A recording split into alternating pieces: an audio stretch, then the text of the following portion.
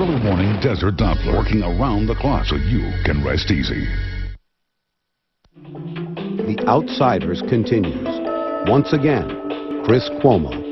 If there's one thing that all the people we've spotlighted here tonight have in common, it's that they are ordinary. In fact, the only way you'd know there was anything different about our next couples is if you looked at their family trees. That's because they are people who've married their own cousins.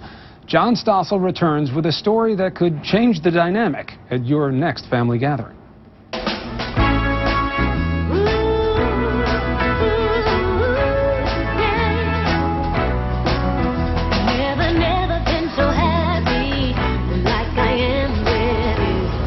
Oh, there's nothing like true love. But what if you fall in love with your cousin? That's what happened to Mark and Christy Smith. I grew up with Mark. As adults, we had gone our separate ways. We probably didn't see each other for about 20 years. Then, 8 years ago, We ran into each other at a family reunion, and we just struck it off. they decided to marry. It was very scary at first. I thought that it was something that was very wrong. Many Americans think it's wrong. The recent film Mean Girl shows what most people think. I know who's looking fine tonight. Seth Mosikowski. He is your cousin. Marrying a cousin just isn't done, right? At least that's what we're taught to believe. Only primitive people who live in isolated places marry cousins, and it's dangerous. It leads to stupid children. But think again. Albert Einstein's parents were cousins, and he married his cousin too. Lots of people marry cousins. FDR and Eleanor Roosevelt were cousins. So were Prince Albert and Queen Victoria. And Rudolph Giuliani was briefly married to a second cousin. In America, marrying your cousin is legally allowed in 25 states. So on this day, Mark and Christy chose to renew their vows after 5 years of marriage. Mark, will you once again and forever take this beautiful lady Christy for your wife? Yes, I will. Every year, about 200,000 cousins marry. Worldwide, it's even more common. 20% of all married couples are cousins. The overbearing concept is that, cousins can't get married. That's what I've always heard. You're not supposed to do that. Some people see it as inbreeding or, incest or something terrible like that. Yeah. Brian Wagner and his cousin Karen have been married for almost 15 years. His dad and her mom are brother and sister. You just always knew that you never would marry your cousin. When they were little kids, Karen's mom says they were always close. They played together, they fought over toys together. They were real kissing cousins. But then Brian's family moved away. Years later, Karen decided to visit him, and love happened. It was intended as just a visit, 2 weeks. When she showed up at the airport terminal and come off the plane, it's just like everything came rushing back again. There was a spark of question, what is this kind of feeling, when it just grew from there and developed beyond a friendship into a, okay, do you want to get married this weekend or next? And the next weekend, you call did. Mom and Dad and say, hey, you want to fly to Virginia Beach next weekend? We're getting married, kind of thing. What does Mom and Dad say? There was quite a bit of reluctance, I think, from Karen's parents. There was a phone call from my mother to Brian's father of, what are we going to do about this? Kind of floored me a little bit.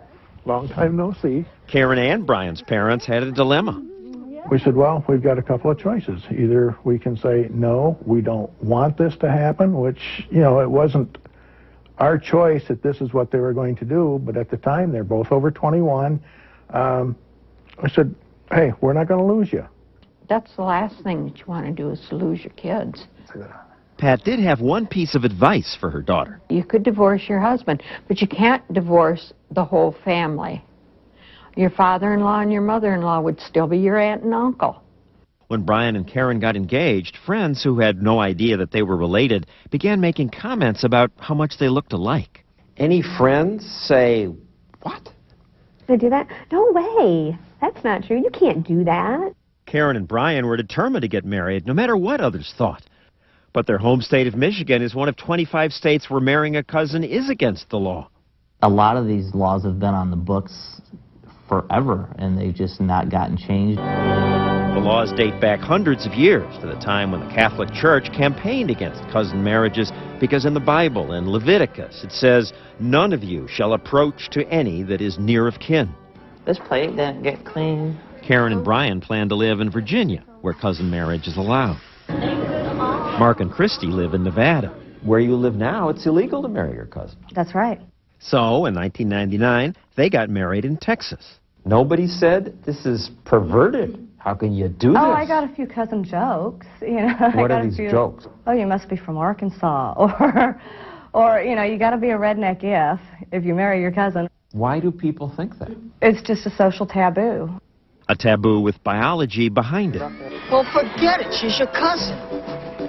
What's wrong with being in love with your cousin? This movie parodies what people worry about. You can't marry your first cousin. You get babies with 9 heads.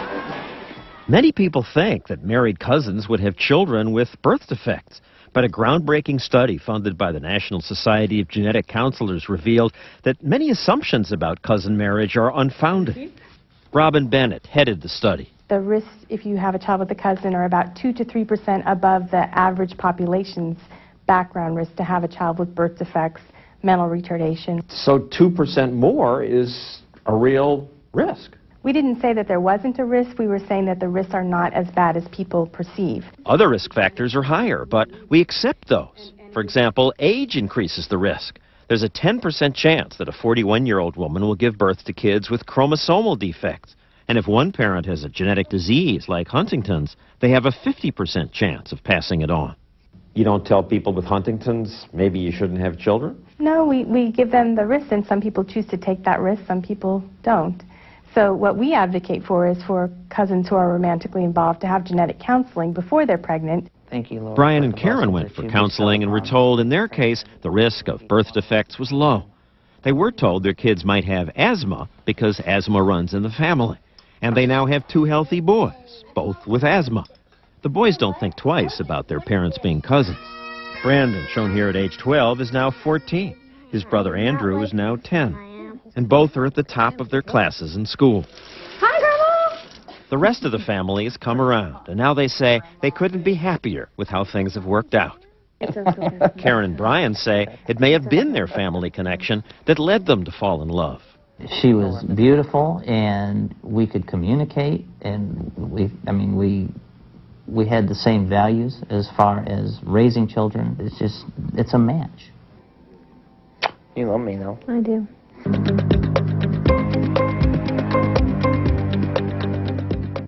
Coming up next, live at 11, Utah gears up for Warren Jeffs, and Only Action News has the exclusive video. Plus, is the end of the world at hand? Speaking behind doors, these guys say so. Action News is just minutes away. Next. 28 great flavors. Baby, go down to Radio Shack and ask them what I want in a wireless phone or plan. Because I have looked everywhere and I still have no clue. MP3s, cameras, streaming stuff, Bluetooth. What is Bluetooth? I don't know, but the guys at Radio Shack do. Together, you can sort it out. So I'm no good at multitasking. Radio Shack, your neighborhood wireless store.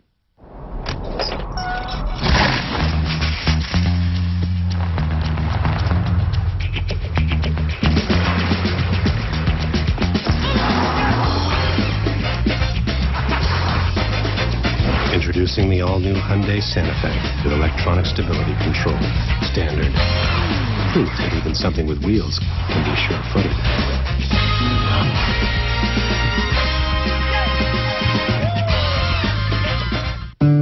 September is Menopause Awareness Month, a great time to visit nomenopause.com, a website that can help you understand what happens to your body during menopause, how to stay healthy, and provides information